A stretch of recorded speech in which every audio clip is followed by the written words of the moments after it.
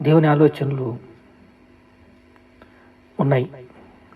క్రీస్తునందు విశ్వాసముంచి వాగ్దానం చేయబడిన ఆత్మచేత మీరు ముద్రించబడ్డారు. ఎఫెసీ 1:13 ఉంటుంది. మీరు సత్యవాక్యమునకు విధేయులై రక్షణ సువార్తను విని క్రీస్తునందు విశ్వాసముంచి వాగ్దానము చేయబడిన ఆత్మచేత ముద్రింపబడినప్పుడు మీకు రక్షణ దొరుకుతుంది. పరిశుద్ధాత్మ మీలో ముద్రించబడతాడు.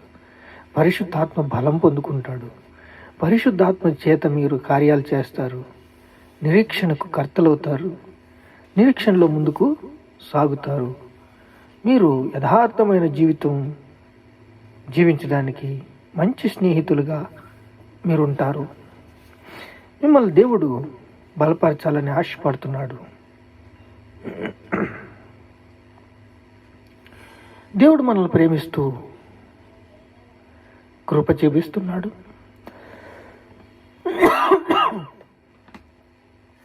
చూడండి, వాక్యమున్న అవతారం ఎత్తి మన మధ్య వాసం చేసింది.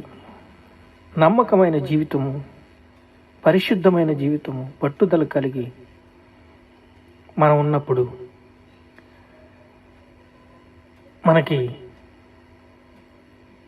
మనల్ని బలపరుస్తాడు.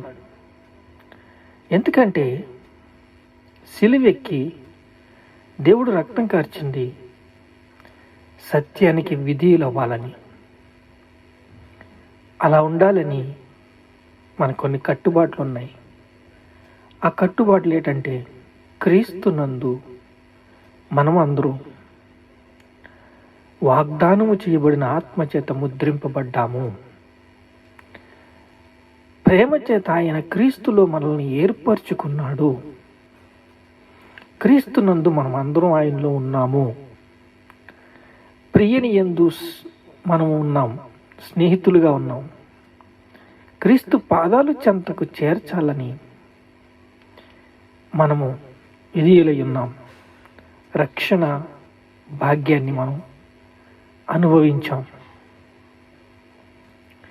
చూడండి, ద్వితీయోపదేశకాండం 34వ అధ్యాయం 9వ వచనంలో చూస్తే, మోషే తన చేతులు నూను కుమారుడైన యోషువ మీద ఉంచినప్పుడు అతడు జ్ఞానాత్మ పూర్ణుడాయను.